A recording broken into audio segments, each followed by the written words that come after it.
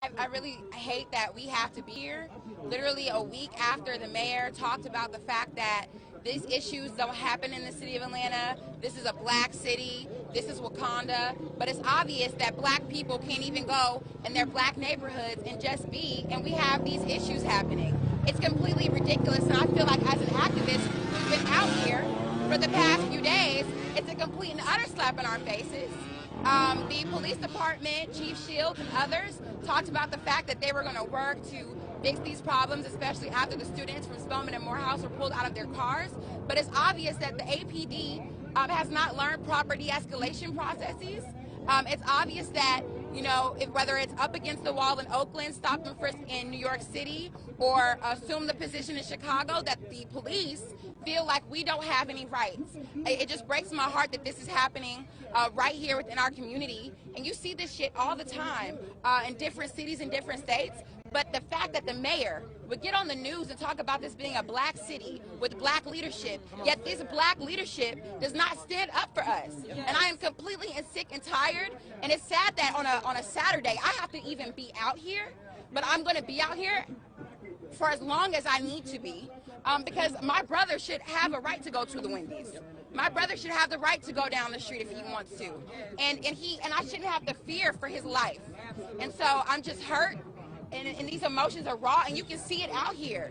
And it would be different if this was an isolated event, but black people are out here because this is our existence. This is what we deal with and have to go through each and every day. And I'm tired. Jared has a shirt on that says, "I'm tired." I am tired. I shouldn't have to deal with this. We shouldn't have to I shouldn't be afraid to be within my own community. And I just have to let y'all know, I know it was white officers in that video, but Atlanta does have black leadership, but we're not just fighting against white racist cops. We're fighting against the black cops too. We're fighting against the system. And I'm so tired and I'm so emotional, and I have every right to be. I have every right to be emotional. We have every right to be angry. I'm sorry. My name is Mary Pat Hector. Gerald, can you react to the resignation of Chief Shields? I think that it was definitely necessary because there's a culture in this town that wants to brush police brutality under the rug. We have 17 open cases, 14 with Atlanta police, 7 involving police-involved shootings that are currently under investigation, 38 total cases that have been resolved.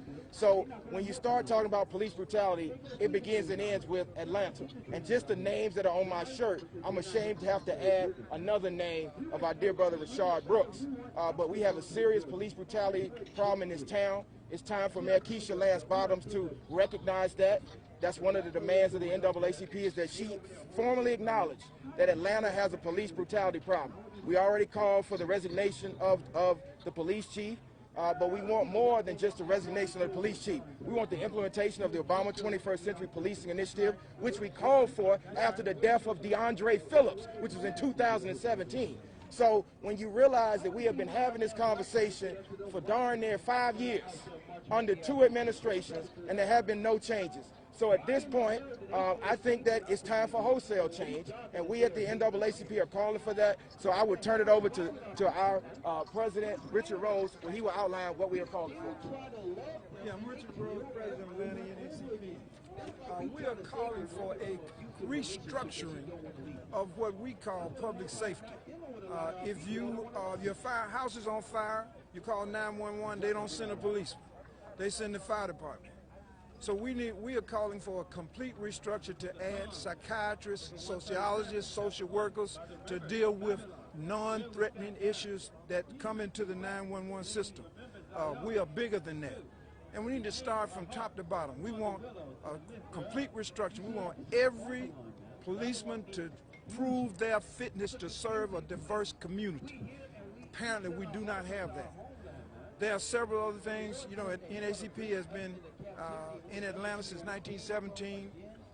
Our focus was voting rights, equal justice, education, and economic opportunity. Black communities still are not afforded those opportunities 109 years later. So we have planned a press conference for Tuesday. We can talk about all these things in more detail.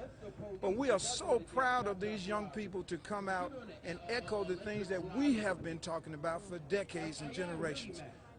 Proud of their energy, proud of their courage.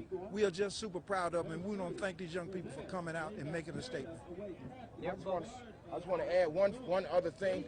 As Richard has said, we are proud of the young people, and because of this case, we are continuing to call for nonviolent struggle and protest. We want the protest to continue in a nonviolent manner, but elevate your voices, because clearly the power structure in Atlanta is not listening.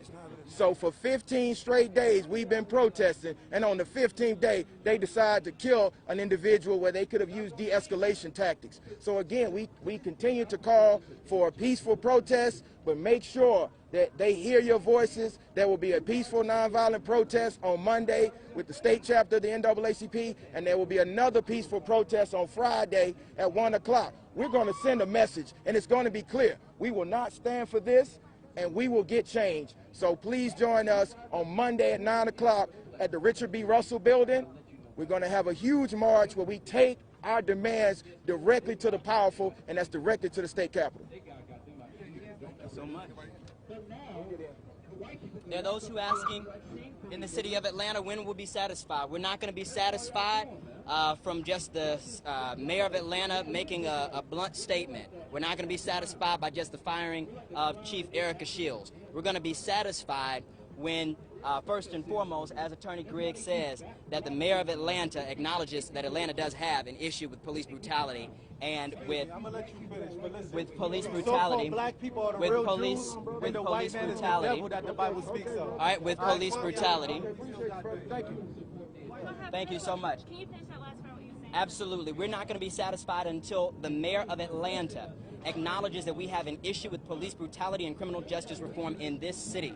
We're not going to be satisfied until tangible things are done. Tangible things, just like Attorney Griggs mentioned, the 21st Century Policing Reform, President Obama, the 8 Can't Wait campaign that's been established and launched all throughout the country. And our We Are Tired campaign, at which we are acknowledging that not only do we need an executive order, because executive orders don't move from administration to administration, we need legislation in this city that is going to remove things like qualified immunity from being in the presence of favor of police officers, making that as long as they're not violating the constitutional rights of citizens around this city or around this country, that they can just get away with crimes calling it self-defense.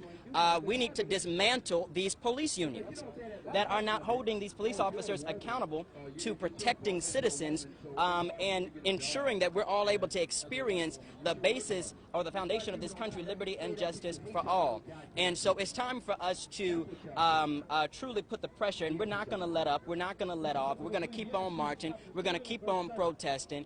And so it's time for us to truly realize, specifically we're sending a message to the city of Atlanta, to the mayor, to the city council, and everyone in power that enough is enough. We're not letting off, and you need to respond to our demands right here and right now, and it's time for things to change. Lock them motherfuckers up, right? They committed murder, right? No justice, no peace, that's all. Why they not locked up right now? What do you say? Sorry. But why they not locked up right now? That's what it is. I murder somebody on camera, I'll be locked up today. Ain't no difference. That's the problem. Everybody trying to... We gotta make the cops understand they on the same level. They on the same level. They not no different. The family They is not no distraught. different from me and you. Y'all need to be at that cop house. It's public record. Find out where that motherfucker lives. Be in his neighborhood. Make him understand. You understand what I'm saying?